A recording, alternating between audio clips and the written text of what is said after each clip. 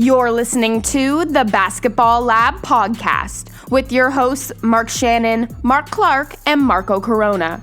They'll discuss all the top news and stories from around the basketball world while giving their opinion and insight. Now, here are your hosts. Hello and welcome to the Basketball Lab podcast. I'm your host, Mark Shannon, and once again, I'm joined remotely, 6 feet apart, by my co-host, Marco Corona. What's going on? What up? What up? I think I want to ask, so how's your bracket doing? My bracket? Yeah. What bracket? Your March Madness bracket there. That bracket went out the window on day one, 3 hours in. Yeah, I think mine went out, day one, Oral Roberts knocked out Ohio State. It was basically done from there. That was a wrap. And then Illinois got kicked out. Yeah. Even my backup bracket is trash. Yeah. Just complete trash. But I think I was actually, as of last night, in top 30. Yeah, see, I was ninth. You were actually top 5. I was first at one point. You were first at one point, top 5, and then Ohio State went out, Illinois went out, and the rest is history. So my bracket and your bracket are just hanging out by the, recycling bin somewhere. Yeah, they're in a dumpster fire, basically. Somewhere in Halton Hills or mine, yeah. But a couple weeks ago, this whole thing started. March Madness, we were all excited for it, but it's coming down. It's coming down to the end of the tournament. We're in the Final Four, basically, this weekend. We got, I think, one really good, solid matchup over in the on one side between Baylor and the Houston Cougars. Yep. And then the other side, you got a Cinderella type story with UCLA, who had to knock off Michigan State, BYU, and a couple other teams to get into the Final Four as the 11th seed. Right, they have to make the play-in game, so they're playing the Gonzaga Bulldogs, the number 1 seed. Right. So what I want to know is who you got winning each of those games. Well, let's start with the Texas two-step, right, with Baylor and Houston. Yeah. That's going to be a fantastic matchup, right? You got literally 1 and 2, respectively. I like the way Houston's playing some D. It's pretty much almost lockdown defense, right? Yeah. They don't make it pretty, but that's fine. This is not style points. This is the NCAA March Madness, right? And get it done. At the same time, I can completely see Baylor, flipping the script and shutting down Houston. But without getting into too many analytics and details and stuff like that, listen, at this point, I'm going to have to ride it with Houston. I just like the momentum and the way they're playing. And I think that, mind you, every team, once you get to this stage, believes that they can win. I truly do feel that Houston feels that they are supposed to be where they are. Yeah. Not only beat Baylor, but beat whoever comes out of Gonzaga and UCLA, which we'll talk about in 1 second. And to be honest with you, I can see it happening.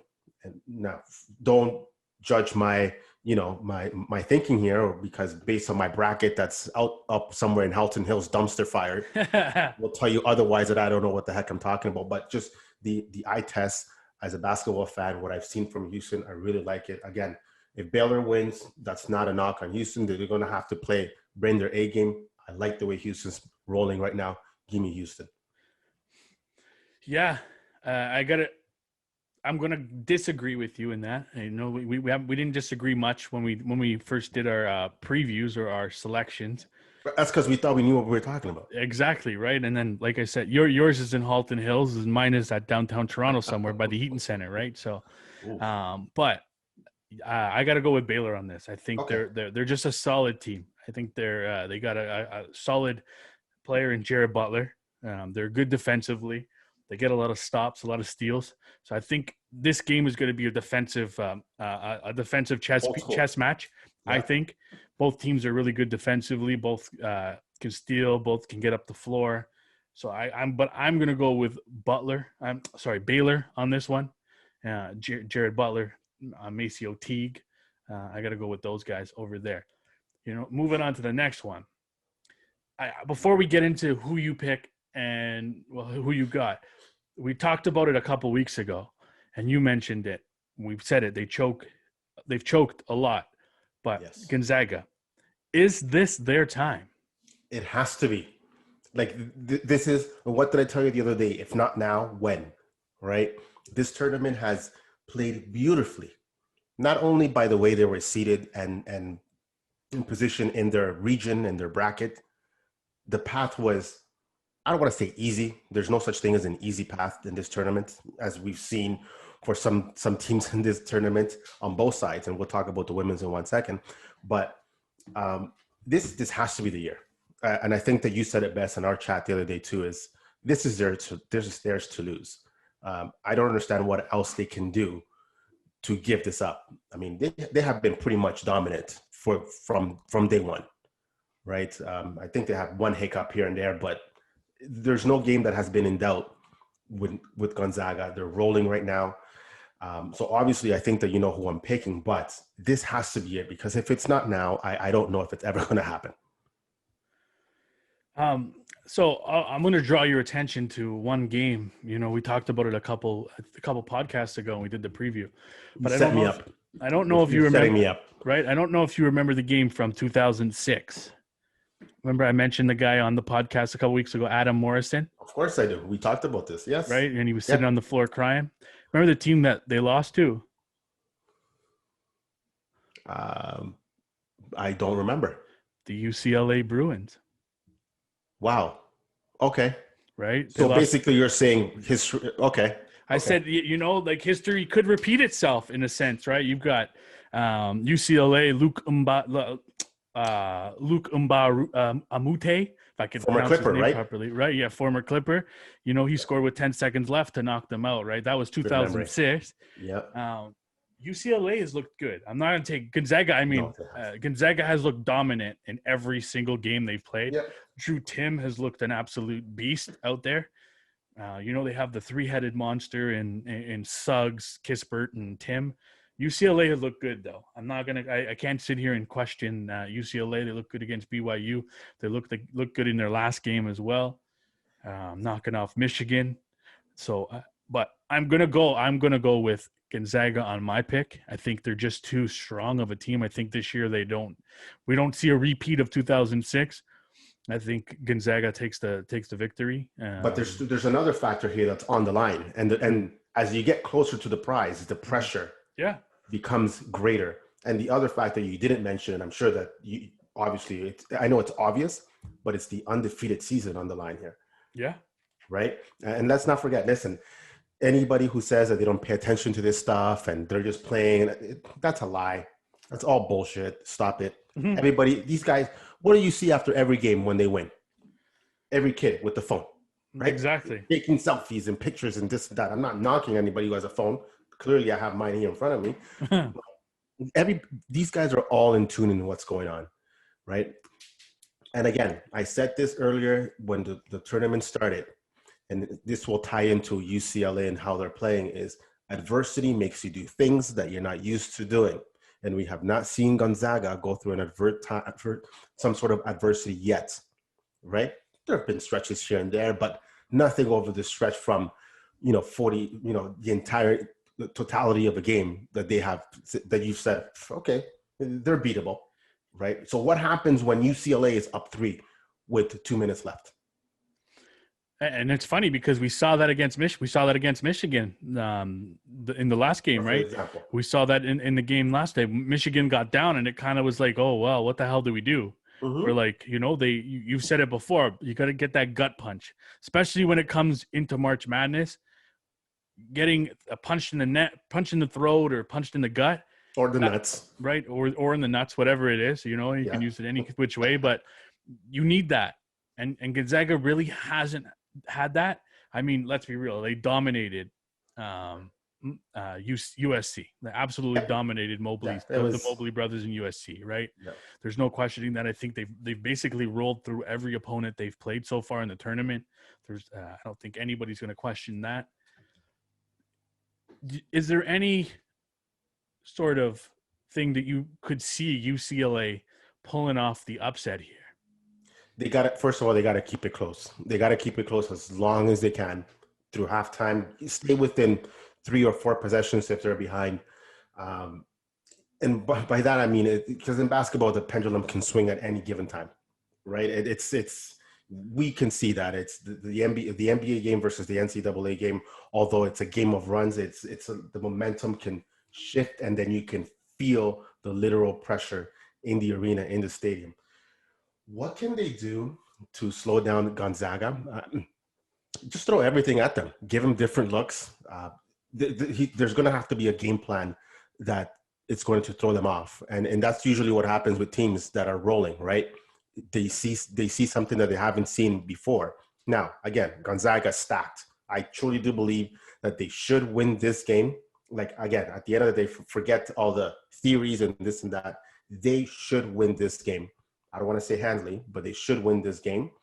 But there's going to be a moment during that game where we're going to really see what they're made of. Yeah. If UCLA can keep it close. And let's face it, going to UCLA, if you don't mind for 1 second. Yeah. UCLA, what were they saying the other day? I think it was from the first 4 to the last 4, or was it the other way around? Right. So again, they've been through that adversity, right? This is an 11 seed, middle of the pack, sort of second half of that tier of that bracket, and they've seen shit, as they say, right? So they're prepared, and again, they're playing with house money. They're not supposed to win this game. Yeah, they're not supposed to be in this particular position at all. Mm-hmm. If you picked UCLA, then congratulations, you're a freaking genius, and you should probably win your bracket.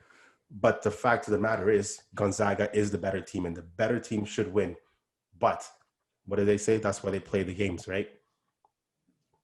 Yeah, no, I agree with you. I think there's no questioning that. I think Gonzaga is stacked. There's so much talent on that team. Right. I don't think anybody could sit here and say, oh, well, Gonzaga doesn't have as much talent. And like you said, it's going to be hard to stop. Yeah. It's going to be hard to stop all 4 of those guys. It's going to be hard to stop all 3 of those guys. Sorry, Kispert, Tim, and Suggs. It's going to be a tough task for UCLA, but there is a chance that they can get it done. Yeah. Do you believe that UCLA can keep it close until the bitter end? Like, I mean, or is it just a matter of skill over everything else? I don't know. I don't think it'll be as close as we hope. I think Gonzaga is going to run away with it in a sense. I just think they're too strong of a team, too physical of a team, too good of a team that UCLA has faced, too deep. So I think Gonzaga is going to be able to run away with the game, kind of like what they have done throughout the tournament so far. Right. And, obviously we haven't really touched on it much. We wanted to, but women's is going on as well, right? And that's Final Four as well. There's some really good games, especially in the Final Four. There's some tough games. But before we get into any of that, was it a foul? Yeah. Really? Yeah. Right? I don't think there's any questioning that was a foul. Like, it was pretty really? Like, she got mugged. Right? She got fouled, and then she got fouled. Right? Exactly. She got fouled. Yeah. Right. And I know there's a lot of controversy out there about, whether refs should put the whistle away and you got to let the players decide and this and that. And I think the only challenge that I have with that particular call is this. And that's in whether it's women's or men's leagues or whatever the case is. We don't know what the outcome would have been had the call been made, right? Whether she goes to the line and, nails it or whatever. But that's the problem. We don't know what the outcome would have been. Yeah. Right. I can live with the foul call. And if she misses, then she misses. It is what it is. You get your opportunities. You have to cash in. The problem is that it was blatant. It was obvious. Everybody who was watching saw it. If you were watching with one eye, it's clear a foul. Like, even in real time, it was a foul. Because sometimes you make calls based on your emotions, what you think you saw. Yeah. But on the live look and then on the replay, it was an obvious foul. Unfortunately, it wasn't called. And it sort of took away from a great game, right? Because at the end of the day, yes, Paige Beckers was phenomenal, and the entire team was, and there was a run that sort of changed the momentum of that game. But we'll never know what would have happened if that foul would have been called. Does that game go into overtime? do they pull up the win, right? So it's unfortunate that that's the play that everybody's going to remember that cost them potentially that game. So yes, it was a freaking foul. It was robbery. So it's been pretty exciting. I'm not going to sit here. The women's bracket has been pretty exciting on that side, right? There's no questioning that. I think we've expected the teams, at least 3 of the 4 teams, to make it to the finals, right? You know, yes. You got Stanford, you got South Carolina, and you got arguably one of the best programs in women's college basketball, or one, I should say, in men's and women's. Yeah. Right? In UConn. It's right? Not even close. Right? Yeah. They produce some of the best talent that's ever played in the WNBA and stuff like that, right? So you have South Carolina going against Stanford. Yep. And then you got the Arizona Wildcats going against the Connecticut Huskies. So you went with the government name. Okay. Right, exactly. You know, I didn't want to go with the UConn, but okay, I see it. You know, we obviously know what UConn brings to the table. They have arguably one of the best players that might ever play the game of basketball. She's young. She's got so much talent, right, in Paige Beckers. Yep. And then you got Arizona, a solid team who's got a good chance of knocking UConn off. But who do you got? Balanced, right, exactly. Who do you got coming out of this bracket? Out of this game, I should say. You know, it's funny because this particular game sort of has a mirror image of the Gonzaga UCLA game on the men's side, right? Yeah. We all know and we expect that UConn should win this game. Yeah. Based just on their pedigree alone. Yeah. Right. I mean, they have been here, you know, for the last decade and a half. Like if UConn's not there, something's gone wrong. Right. So you expect it from them. They have the best, you know, the AP, player of the year in Paige, and PB, as I'd like to call her. Right. Because, you know, I'm in that level now. Right. Go ahead. Were you going to say something? Yeah, I was going to say, do the Brooklyn Nets want her? You know, we can't get into that. That first of all, that's tampering, and second of all, I'm sure KD has made the call or his burner account, right? Or Michael Rappaport. KD can. He's too busy. He's too wrapped up with Rappaport. No pun intended, right? No pun intended. Pun intended. Pun intended. I like UConn to win this game in a close one again. It'll be exciting. I really like the team. And by the way, before we just talk about the outcomes and this and that, if you have not been watching the women's tournament, especially this year, you're missing out. And I've been very critical of how women's basketball has been shown or lack thereof on TV here, especially on north of the border. Yeah. The exposure has been phenomenal. It's kind of ironic that the 1 year that they're sort of exposed and in the front of our TV sets, night in and night out, there's no fans or little fans that can take place, right? It's during a friggin' pandemic. But at the same time, maybe that's a good thing, right? Because everybody's sort of at home and it balances out. I think our Canadian broadcasters have done a great job in finally showing some love to the ladies who, man, these ladies play their ass off. And what my favorite part about women's basketball is? The fundamental basketball that they play. Yeah. Yes, they're not throwing down 120 points a game and this and all that nonsense. But it's the fundamental basketball they play, the passion, the emotion, the hustle. Listen, you want to go up against one of these girls? Good luck, because they will eat you alive. These girls can straight ball. And I hope a lot of young ladies are watching and being inspired by this, because the basketball has been elite. I'm not afraid to say it. The basketball has been elite. In saying that, UConn wins this game against Zona. I like the team from top to bottom, well coached, well balanced. You have our Canadian girl, what's her name? Aaliyah, right? Aaliyah Edwards, yeah. Aaliyah Edwards, who is a beast on the boards, by the way. Jeez. Listen, I joked the other day. I'm like, can the Raptors give her a call? Because she is balling. And this is, again, what I'm talking about. It's about just positioning and hustle. It's just fundamental. It's fun to watch. Give me UConn to beat Zona.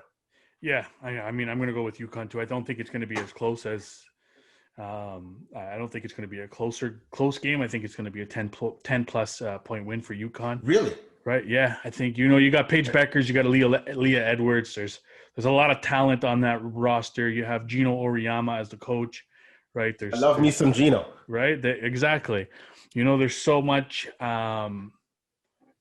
There's so much talent, so much depth on that roster. I just think they're going to be hard. They're just going to be too hard to beat. I mean, yes, there was a close game against Baylor, but Baylor has some of the best players in the nation as well on their team, right? That's no joke. Right, exactly. And they got stuck going against the top team in the nation in UConn, right? So, but yeah, I've got UConn 10 plus points over Arizona. Okay. Wow. Not only are you calling game, but you're telling our good folks who are listening to the Basketball Lab here, right? That we can be found on YouTube and Spotify and all that good stuff, that it's 10 plus points. Yes. So put the money down. Go to your local store, go online when you're buying your cigarettes and all that stuff. People still buy cigarettes? I don't know. Put your money down. All right. I like that. Now we're getting into money stuff. Okay. That's a serious shit. So now we got one more game from in the Final Four. We got the South Carolina versus Stanford. Okay. I'm gonna go with Stanford here. I like what I saw the last game. I like what I've seen throughout this tournament. Again, well coached, well balanced. It's both teams can shoot the three. Stanford can as well, but I love the way. Can you imagine Stanford UConn? By the way, Ooh. Yeah. But anyways, I think I can because clearly I'm picking Stanford to win this game. I'm not gonna go out on a limb and give you a over under, or I'll leave the money line to you, right? But yeah, give me Stanford in this game. Yeah, it's gonna give me the money line. What's the money line, by the way, on this? For good people that are trying to bet. I don't know right now. We'll get back to you on that. I'd have to look that up. But yeah, I think I have to go with Stanford to this for this win. They've 29-2 on the season. They won 18 in a row prior, right? So I think I got to go with South Carolina's a good team too. They shoot the three ball well, like you said. Yep. But I just got to go with Stanford. I just think they're just like UConn. They're a tough team to beat. They're a deep team. So that's who I got to go with, Stanford, to pick up the W in that one. And it'll be a UConn-Stanford final. But, by the way, do we know when the final day is on the women's side? I know the men's is on the Monday, which is the 5th, if I'm not mistaken. Yeah, I believe it's the 4th. The 4th? So on Sunday. Yes, I believe it's the day before the men's. So a little Sunday night basketball. Sign me up. Right? You got Friday night. So the men start on Saturday, right? Men's are Saturday. The women are Friday night on the 2nd of April. So this Friday. Okay. Right? I got to go to the first and re-up. I mean, I have to go there anyway, right? So right, exactly. But before we touch up and we finish off on the women's game here, we got there's 4 Canadians on each. There's 1 Canadian on each of the Final 4 teams. Yeah, shout out to the Canucks. Right, exactly. You got Letitia Amir on South Carolina. You got Aaliyah Edwards. We've already mentioned her for Kingston, UConn. Ontario's finest. Yeah. Right. We got Shayna Pellington from Arizona, from the Arizona Wildcats, and we got Alicia Jerome from Stanford. I believe out of Toronto. Yeah, I believe so too. Yeah. Yeah, do big things. Right. But no, it's good to see because you're seeing there's, like I said before, Canadian talent in both the women's and the men's game. There's a lot of great Canadian women basketball players that are playing in the WNBA and now playing in the NCAA, right? So you're seeing the influx of Canadian talent going into the NCAA and playing college basketball, right? So it's exciting to see, and I'm looking forward to seeing all 4 Canadians go head-to-head technically on Friday. Well, you can guarantee that 1 Canadian is going to be lifting that trophy. Yeah, you're right. Exactly. 1 Canadian will be lifting that trophy. No doubt about it. And again, like I said, a lot of young ladies watching, and there's a lot of, young ladies playing youth basketball. And, I mentioned, we have a girl from Toronto, a girl from Kingston, Ontario. And I think that's great because there's somebody out there watching, and she says that can be me in a few years with hard work and dedication. I could be the one on TSN. I can be the one on ESPN, being featured in the Final Four and the Elite Eight, in the championship game. That's me, and that's what makes the game grow. Exposure, following, and just respect of the game, and I love it. I think it's fantastic. Yeah, and we could be seeing a Canadian lift the trophy on either the men's or the women's side if Gonzaga ends up with a victory and you have Andrew Nembhard pick it up, right? Hey, right on. Right, exactly. Moving on to some NBA talk, right? There's not been a lot of talk since the deadline. I mean, the biggest talk I think has been the Brooklyn Nets and Katie's burner or Katie's burner, Michael Rappaport, and all that stuff. But I think the Brooklyn Nets have taken ridiculous. Right, they've taken over the news cycle, so to speak, due to the fact that they've been able to sign literally everybody and anybody that comes into the buyout. I got a missed call from Brooklyn. Right, I think I did too, but I missed it. Maybe our co-host Mark, maybe he was one of them. Well, right? He hasn't been here. Yeah, exactly. Is that a coincidence? No, I don't think so. Maybe he did get picked up right by them. Maybe he did. We gotta call this guy up and say, "You're in Brooklyn." Right. We talked about it prior to the deadline because they ended up picking up Mr. Blake Griffin, or we talked about it our last episode, I believe. Yeah. Right. They picked up Blake Griffin off the buyout market, and we heard his comments the other day about how everybody was saying he was shit, and now they're complaining because he's on the team, right? And I mean, I don't think anybody was sitting here saying Blake Griffin was shit. I mean, was he as good as he was before? No. But he also, let's be real, he wasn't trying in Detroit. I don't think he was. I definitely don't think he was trying in Detroit. He wasn't showing that he was. No, he parked it. Right, exactly. He parked the bus and he sat there and he was like, look, I'm just going to play it out. I'm going to go through the motions, play the game. He's playing on a shitty team that's not doing anything. So he just didn't really do anything. We saw it. He didn't dunk for 2 years? Yeah. First game back, he dunks. Right? Yep. Come on. It's logic to think that thing. But then they go out in the buyout market again and sign LaMarcus Aldridge, right? And then everybody's like, okay, now it's getting a little ridiculous, right? You've ended up with Blake Griffin and LaMarcus Aldridge, two of the biggest names in terms of on the buyout market, not named Andre Drummond, right? So right. I want to get your take on this whole thing, this buyout crap, and certain players going to certain teams and stuff like that. I don't like it. I don't like it at all. And there's no bias to this dislike of this because, you could argue, well, that was your team. How would you like it? Yeah, well, I mean, yeah, it would. Right. We probably would because at that time you're looking at it from a biased standpoint, from a basketball standpoint, from a competitive nature standpoint. I don't think it works. Yeah. I don't think it's good. I don't think it's a good look. I don't think that Brooklyn or the NBA really care, right? And we talked about this the other day. Maybe they should do similar to, change the waiver, the way the buyout works, where the bottom teams get first dib, right? Because if you are going to force your way out of somewhere, then you should have another team should have the opportunity to pick you, right? These guys are picking where they're going. And by the way, the part that bothers me really is we are finding out where they're going before the buyout is even done. Yeah. How does that make any sense? I'm sorry, is that not some sort of tampering? Yeah, it's like the worst low-key tampering, right? We knew that Blake Griffin was going to Brooklyn 5 days before he was bought out. Yeah. How does that make any sense? Yeah. Right? So if you're, for example, and let's just use the Raptors as an example, right? Middle to bottom of the pack team that may or may not go somewhere, right? They don't have a chance right now as we speak. However, if they wanted to claim Blake, they were already out. Yeah. He wasn't going to go to Tampa, Toronto, whatever the case is.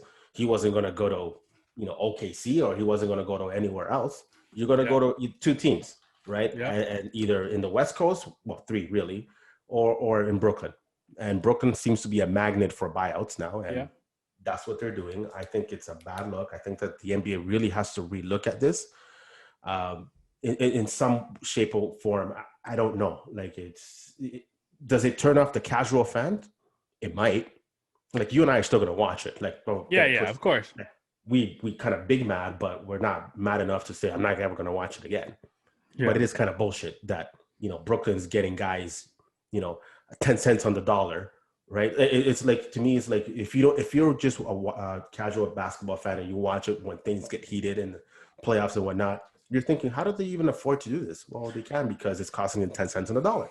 Well, yeah, like, I mean, imagine being a fan that watched the LA Clippers 5-6 years ago or 7 years ago, and they had Blake Griffin, and Blake Griffin was doing well. They stopped watching the Clippers. They came back, and Blake Griffin was on the Pistons, and they're like, oh, well. I mean, he's on the Brooklyn Nets, and they're like, how the hell did they end up with him too? Plus, they have James Harden, plus Kyrie, and now you have, maybe LaMarcus Aldridge from Portland, right? They haven't watched. They've been living under a rock since he was in Portland or whatever, right? He was playing some of the best basketball of his career. Great team there, right? Exactly. And now he's on Brooklyn as well, and people are like, what the hell? How did they end up with him too, right? You've got all these things, and I said it before, and I think they have to change it up in the sense. Will they change it up? No, they won't change it up, because at the end of the day, those guys going to that team bring them money, right? Because those guys are the ones that are going to help them make the money, because they're going to be in the playoffs. They're going to be fighting for an NBA title, where that's where they're going to get the most money from. So the NBA doesn't care. The owners don't care about it, right? But it doesn't help with parity in the league. Like, it doesn't help with the parity in the league, right? You've got the same teams that these players, that especially the ones that are going on the buyout market, they're going to the same teams year after year, over and over and over again. You know what I mean? They're going to the Lakers, they're going to the Clippers, they're going to now to the Brooklyn Nets.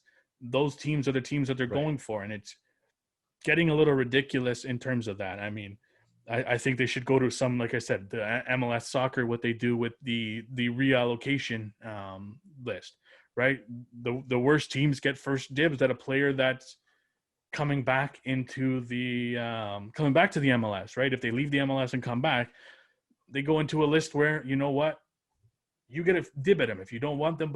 And then you got these players in the NBA who are picking and choosing. I'm only going to see Brooklyn, LA, the Clippers, the Knicks, and the Nuggets, or whatever, right? They're only picking a certain amount of teams to choose from. They're not saying, I'm going to talk to every team that I can talk to, and then I'm going to base my decision. They've already made up their mind. They're just, for optics' sake, they're making it look like, okay, well, I'm talking to every team.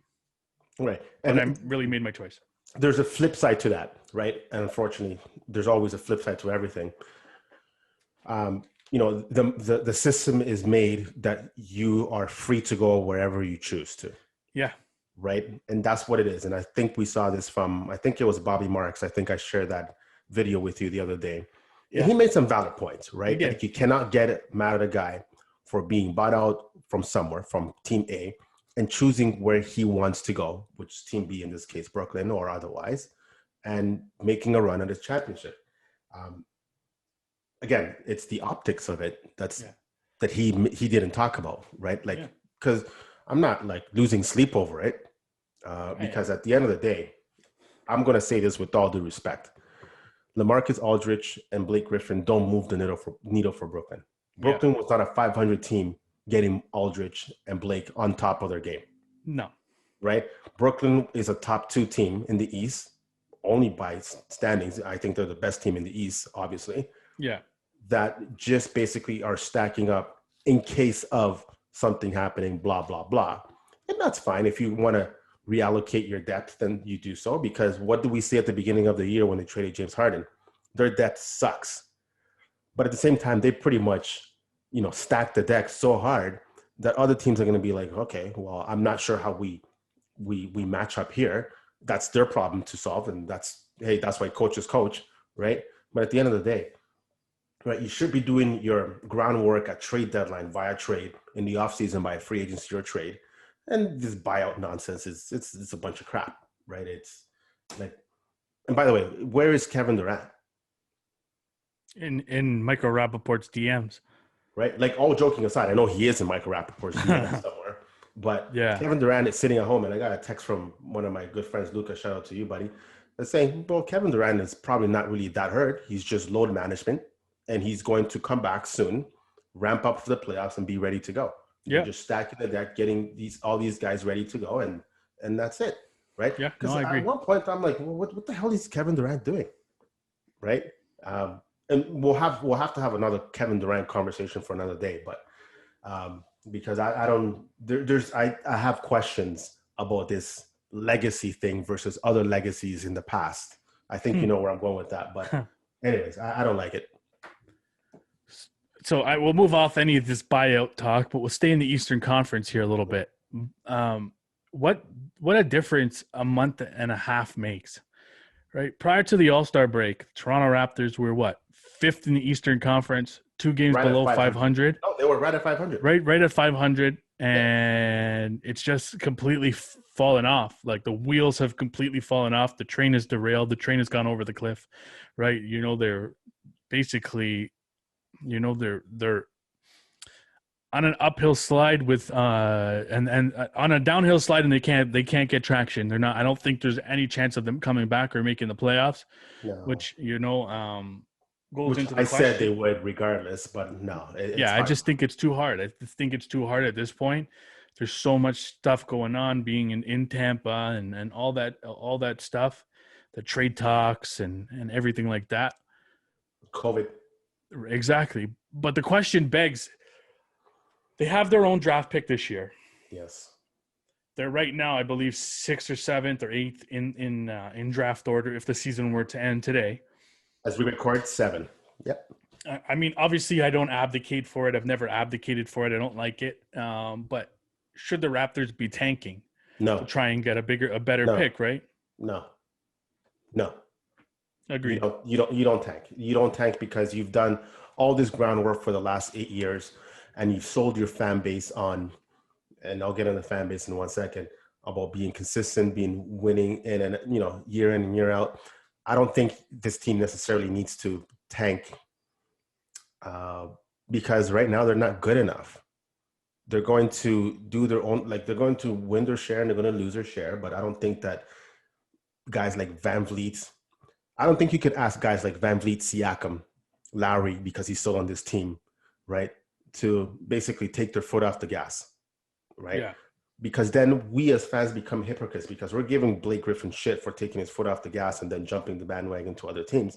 And, we can't ask the same thing for these guys who, by the way, this team just won a championship 2 years ago. It's not like this team has been struggling for the last 7 years. No. Right? Playoff success is one thing, and I get it. And it finally came to fruition in 2019 with the acquisition of Kawhi Leonard. And I know he left, et cetera, et cetera. But I don't think this team is that far off from being back in the grind.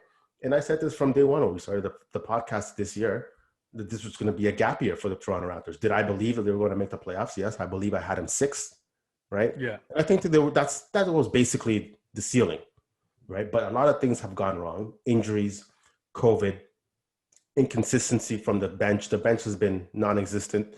I'm not going to blame the entire thing on Aaron Baines, unlike a lot of Raptors nations, because I do believe we sat on this particular podcast as well, and as also a lot of people did. Nobody criticized the Aaron Baines signings when it happened. No. People didn't jump and go get Aaron Baines jerseys. I didn't. But they said, okay, good addition. He was decent in Phoenix. He can give us some decent minutes, clock up the middle. Just, you're not going to get 17 and a half points and 10 rebounds from him. But if he can give you some decent minutes, it's okay. He has not played well. Yeah, no, I agree with you. Has been in and out, right? He's had good stretches and bad stretches. And yeah, a lot of things that could go wrong have gone wrong. And by the way, this team has not been home in a year and a half. Yeah. So go ahead, try. I know somebody, I don't know, I'm not going to say his name, but a particular media member from a network in Toronto said that the Tampa thing is overrated. No, it's not. Everybody else got to go home. They didn't. This team looks tired. They look defeated. They look like if the season ended tomorrow, it would be okay for them. Not because they're losing, like they want to lose, but it's just to get away, man. It's a lot to ask. So, and I think what goes to your point in terms of being tired as well, you got to look at it in terms of 2019, they made the finals, right? Won the championship. Yeah. Followed it up the next year. Played some really good basketball up until the COVID break, and then everything stopped. Yeah. Everything stopped, right? All that momentum stopped. Then they went into the bubble. Then they had then they went on their 8-1 or 7-1 in the bubble. That's right. Right. Yeah. Then they made the playoffs, lost to the Boston Celtics in 7. Yeah. and then it was a quick turnaround for the season to start. Yeah. So Like everybody else, and I get it. Well, but exactly. But you're talking about a team that's played a lot of games in the last 2-3 years, right? You're not talking about a team that hasn't played a lot of games, or they've been a team that didn't make the playoffs one year, made the playoffs last year, and they're struggling this year. They won an NBA championship, made it to the finals. They basically went to almost all 7 games in every series, except for the first one against Orlando, right? And in the playoffs, in the last one, they went 4 or 5 against Brooklyn. Then they ended up going 7 against Sting. So they played a lot of games. Like you said, they've been away from Toronto for a year and a half. There's a lot of different factors going on, COVID and everything that's going on.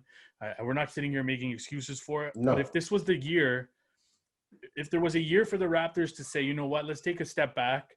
Let's take a look at our roster, see what we could do in the offseason. You know, you got Kyle Lowry's a free agent. You've gotten rid of a lot of you've got rid of Norman Powell. You're going to have some cap space. You're going to be able to retool, reshape this roster if Masai Ujiri comes back the way he wants it, right? Or the way Bobby Webster wants it.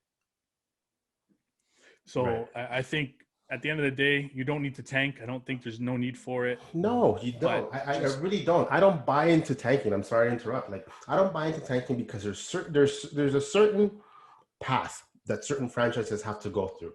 Yeah. And when when the word that you always use is if the cover is bare, that's when you start tanking. Yeah. You have still Fred VanVleet. You still have Pascal Siakam, right? I believe that, you know, we've seen the last of Kyle Lowry, right? Unless he takes a hometown discount, right? But you're not that far away from contending to make a decent team out of this. The challenge with this team is, and I'd say this with all due respect, they have a lot of good pieces. They don't have a finisher. Agreed. Right? Golden State has, you know, a finisher in Klay Thompson, but they don't have a lot of good pieces, in my opinion. Right? Like there's, and this is why teams, you know, load themselves with superstars, right? The Lakers have 2 killers, LeBron James and Anthony Davis. Yeah. Right? Brooklyn has 3. Well, they have 8 or 12. I don't know what the hell the number is now, but that's the way the NBA is built. The NBA is a superstar-driven league. The Raptors are a trade away or a draft away or something like that from making a difference. And I don't think that you need to tank in order to get there, because tanking does not guarantee success the following year. If you're going to tank, if you're doing it the right way, tanking means that you're willing to bear 2, 3, 4 years of pain, right? Yeah. And if you're not willing to do that, then you can't ask the team to do that. I'm sorry. If that was the case, then you don't sign VanVleet. No, I agree. Like, you're going to sign VanVleet to a 4-year deal so you can tank for 2?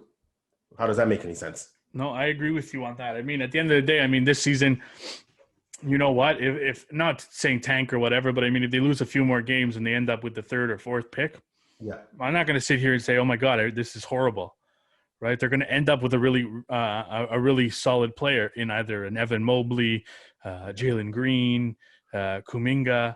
There's a lot of talented players on there. Moses Moody, right? There's a ton of talent in this draft. So I think you're not the talent in the tournament right now. Exactly. Right? Exactly. You don't know what could happen when it comes to the draft. So you like we said, they have nothing to lose this year. At the end of the day, they have nothing to lose. And by the way, in order to tank, you have to have the right people making the decisions, right? So don't just tank just because, right? Yeah. If they're going to tank, you have to make the right decisions, the right people in place. And like I said, if they were going to tank, they would have traded Lowry. They would have found a way to get rid of Pascal Siakam. And we have agreed and talked about this. Pascal is not an elite superstar. You put a star in this team beside Pascal Siakam, I can guarantee his game changes. Yeah. And you've seen ups and downs from Pascal. Pascal has a lot of skill, but he's not your finisher, at least not yet. Can he develop into it? Maybe, but he's no Steph Curry. And even Steph Curry has his moments. Yeah, I'm sorry, I wouldn't pick Steph Curry as my clutch guy. And if I need to win a game, I'm taking Dame straight up. That's another argument for another day. But that's just the way the NBA goes, man. Yeah, no, I agree with you on that. Raptor fans, relax. It's going to be okay. Well, we know Raptor fans, we know Toronto fans, since this, especially when it comes to their sports, they're patient. I'm all mad. They're patient for 10 seconds and angry for 15 years. They're trying to run Messiah out of the town. Are Yeah, you kidding me? it's crazy. It's crazy. Stop. So when It's he leaves, crazy. you're gonna cry about it. Don't be a bitch. I said it. So we were talking about the Toronto Raptors. I mean, we'll finish it off here with one more team. Yes. Right? My team, you see the two jerseys in the back there, but no bias or anything, but the Phoenix Suns, are they a team to watch out for when it comes to the playoffs? I mean, yes. Right? Don't even finish the question. Yes. Yes. And we were talking off air, as they say, right? Because we're so professional, but we were talking before we started recording, and we've seen the Phoenix Suns grow through this season. We saw the growth start last year in the bubble, right? We all saw the potential what this team could be, and then they added some solid pieces, some veteran pieces. Obviously, Christopher Paul has made I call him by his government name. Christopher Paul has made a big difference, right? It makes everybody else's job easier, right? They're trending in the right direction. They're going to be a problem. I'm telling you right now, I don't know what happens in the playoffs. I don't know if they're one and done in the first round. I don't know, but they're going to be a problem. Eaton, your boy, I think he's a year away from being a really, really solid player. Like, I'm talking about multiple all-star selections. I don't know if he's going to be elite, but he is really good. He can be dominant if he just puts his head down and goes, nose to the grindstone. I'm telling you right now, this team is a problem. They're really good. I was really impressed with what I've seen. I think they can give you some matchup problems, and they are veteran enough to know and too young to know better. So they have a lot of good balance in that team. I like it, and they'll coach well. I think that Monty Williams is one of the best coaches in the NBA. I don't think he gets enough credit for the job that he is doing with this team, what he has done to build this team up. I'm telling you right now, well coached. They have a superstar in your boy, Booker T, right? Booker T, five time. No, not Booker T, but Booker has been a phenomenal player. I give you a hard time about Booker a lot, but he was one of my favorite players coming out of college when I was watching him. This guy has star written all over him right from college. He's gonna get better. He's a automatic bucket every time he touches the ball. The Phoenix Suns are gonna give somebody problems for 2, maybe 3 rounds. I don't know. I don't want to get your hopes up too much. The Valley of the Sun is on the uprise. I agree with you. But it's got to be the Chris Paul effect. I mean, we saw last year with Oklahoma City. Right. But Man, he went in there and turned that team right around. He's gone in there, and it's just one addition, more or less. Yeah, they added Jay Crowder. They added a few more pieces. Right, Mikal Bridges has stepped up. Yeah. But Chris Paul, the addition of Chris Paul has seemed to invigorate or more so get everybody going. Devin Booker's playing well. DeAndre Ayton's playing some of the best basketball of his career, right? And Phoenix themselves are playing some of the best basketball in the longest time. Right, exactly. They've won 3 straight, 7-3 in their last 10. Since beginning of February, they're 22-6. Right, you didn't have that stat ready at all. No, not at all. No. They're the best team in the NBA in terms of record since that point. Mm-hmm. But we're talking defensive, offensive efficiency, and defensive efficiency. They're in the top 5 or the top 10 in both categories, in offensive and defensive. But their defensive rating is better than their offensive rating. And when you have a team, able to associate that with the Phoenix team. Exactly, with the Phoenix team, and especially when you have a guy like Devin Booker on your team, who's not really a good defender, right? But you add Chris Paul in there. Mikal Bridges is a really good defender. Jay Crowder is a tough, hard-nosed defender. DeAndre Ayton is playing really well, right? He's got a double-double, averaging a double-double this season, shooting 61% from the field. They're just they're going to be a tough team to beat in the playoffs. I don't know how far they go. They still got to, like I said, they still got to get through the Lakers. They still got to get through the Clippers. They still got to get through the Nuggets. But in terms of shooting and ability to shoot the ball, they're one of the best teams. Like, they're shooting 48% from the field, which is 4th best in the NBA, right? So they're almost shooting 50% from the field as a team. And so that's a tough team to beat, right? When you're at the end of the day, that's a tough team to beat. As I choke up with this, I like it. Like I said, they're well balanced.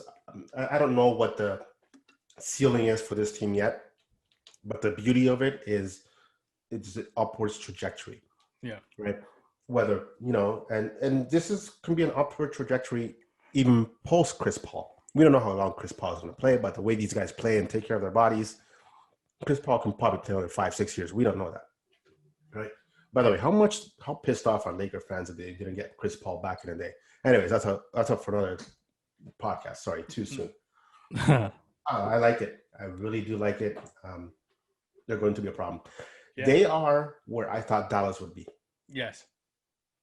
I mean, and I'm a Suns fan, and I love the Suns, and I like the way they're playing the game. But we're talking about a team that I even had as I think the 6th or the 7th seed, right? I think I have them in the play-on game because I thought, yeah, you know what, Kendrick Perkins, all credit to him. He said they'd be a top 5 team in the Western Conference, and right now they're. He did? I have to check that. No, he did. He definitely did. He said they were. Because I remember that correct. Because I was like, "There's no way. They're a good team, but I don't know if they're as good as Denver, as Dallas, as right to knock off those 2 teams to get into there, right? Yeah, for sure. But they've been as advertised. They've got 6 players averaging double figures. They're just a really good all-around team. They're playing on both sides of the ball, and like you said, Monty Williams. I think he's a runaway coach of the year right now. There's no questioning that.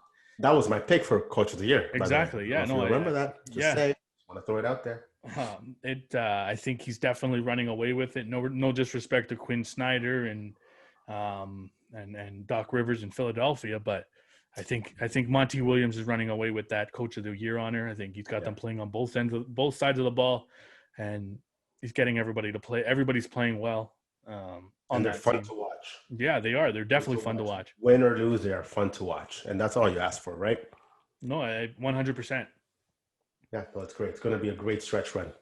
Yeah, if you're watching this video, just check down below. You'll see a little subscribe button, a little subscribe button. Right beside there's a little bell too. Just click on that so you get notifications when we release our new episodes. You can also follow us on our Instagram. The notifications come like this. The little lights. Yeah, exactly. They come with a little blinky Raptors cup, right? No, not mine though. But no, not yours. No. So you can also follow us on our Instagram at the B-Ball Lab. Our Twitter is the same handle as well, at the B-Ball Lab. You can find our podcast on Spotify, Apple Music, everywhere. Right, literally everywhere. I even posted it on Reddit the other day, so you'll be able to find it Reddit there as well. You'll be able to find it there as well. Thanks for listening to another episode of the Basketball Lab podcast. Let's go. Thanks for joining us this week on the Basketball Lab podcast. Make sure to follow us on our social media. You could follow us on Instagram and Twitter at the B-Ball Lab. You can also subscribe to our YouTube channel, the Basketball Lab podcast, and you could also find us on iTunes, Spotify, and Amazon Music.